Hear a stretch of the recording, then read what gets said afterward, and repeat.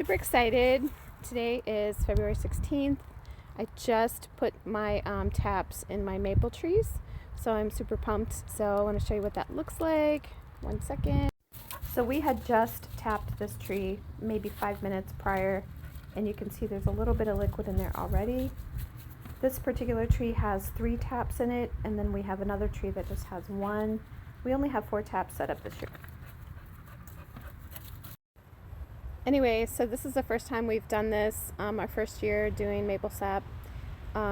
So we will collect our maple sap every day, probably once or twice a day, just depending on how much we get and how full our containers get. And then in about a week or so, we'll just pick a day and boil all that down and make maple syrup. So super exciting. Gives a whole new meaning to the giving tree. So this is what the taps look like going into the tree. They're about 1.5 inches in the tree. We've collected the 4 buckets, 1, 2, 3, and 4. And we will continue to collect our sap tomorrow and refrigerate it until we decide to boil it. So what you saw in the buckets were what we were able to harvest in about an 8 or 9 hour period. I'm looking forward to seeing what we get tomorrow. The best time to harvest maple syrup sap is when the nights are really cold and the days are like warm and a little balmy out with the sun shining. There's really only about a week or 2 that most people collect their sap. Once we collect all the sap, we will pick a day where we can boil all the sap outdoors for hours until we get rid of a lot of the water content. We will measure it at that point to determine the water content and make sure that it is now maple syrup, and then it'll be good to eat. If you know me, you know I'm all about harvesting all the goodness that Mother Nature provides. So maple syrup is one of those things I've been wanting to try for years. I haven't yet. I've studied up on it quite a lot.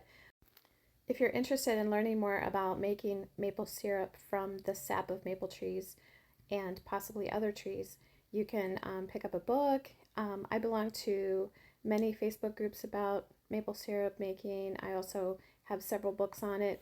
This is one of the books that I like. It's just a very simple read by Brian Cunningham. That's a great resource.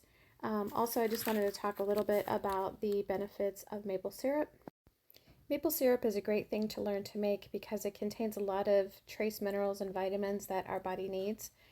For example, 1 tablespoon of maple syrup contains manganese, zinc, calcium, potassium, iron, riboflavin, and other trace B vitamins, as well as antioxidants.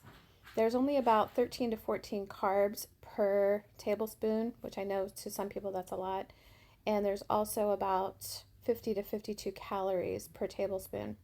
But it's nature's remedy for a lot of different things. It's perfect for keeping your vitamins and minerals in check without overdoing it on the unnatural vitamins and supplements that are hard for our bodies to process.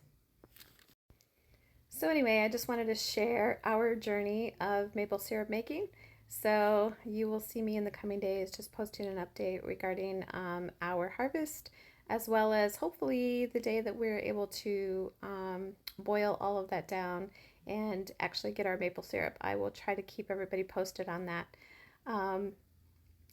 Anyway, if you have any questions, I'll be glad to answer them as much as I can. But try something new. You never know, you might love it. And it's healthy for you. Have a good day. Bye.